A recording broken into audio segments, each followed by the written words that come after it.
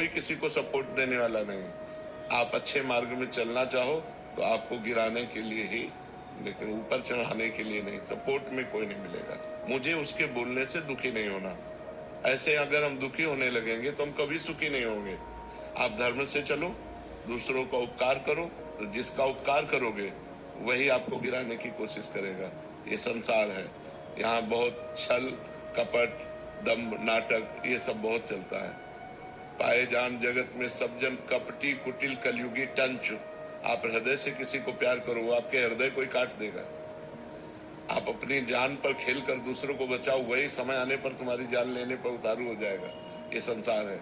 इसलिए नेकी कर दरिया में डाल, अच्छा कर और भूल जा। और बुरा जब तुम्हें कोई कह रहा है तो हमें तुरंत जांच करनी है। अगर है तो भगवान सामने से संबोधन कर रहे हैं, मुझे सुधार करना चाहिए।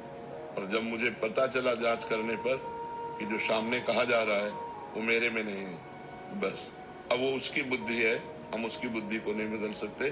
वो जो बोल रहा है वो बोलने दो, मुझे प्रसन्न रहना है। कि अगर हम किसी विभाग में हैं जहां हमें सफाई देने की आवश्यकता, वहां तो दे सकते, पूरी देनी चाहिए।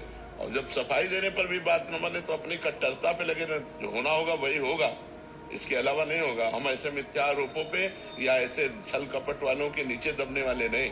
बहुत मतलब मजबूत रहना। इसीलिए कह रहे नाम जप करो। जब भगवान का भरोसा होगा तो छाती चौड़ी करके बात करोगे, और इंसान का भरोसा होगा कि साहब अगर हमको हटा दिए तो नौकरी चली जाएगी। अगर ये साहब थोड़ी साहब का साहब है, वो अगर वो चाहेगा तो सब मंगल ही बन जाएगा। इसकी क्या बात है। बड़े बड़े संतों को नहीं छोड़ा, भगवान को नहीं छोड़ा तो आपको कैसे छोड़ देगा संसार। बड़े बड़े संतों को नहीं छोड़ा, भगवान को नहीं छोड़ा। इसलिए अपने को प्रसन्न रखना है, अपने को इनकी बातों में आकर के दुखी नहीं होना।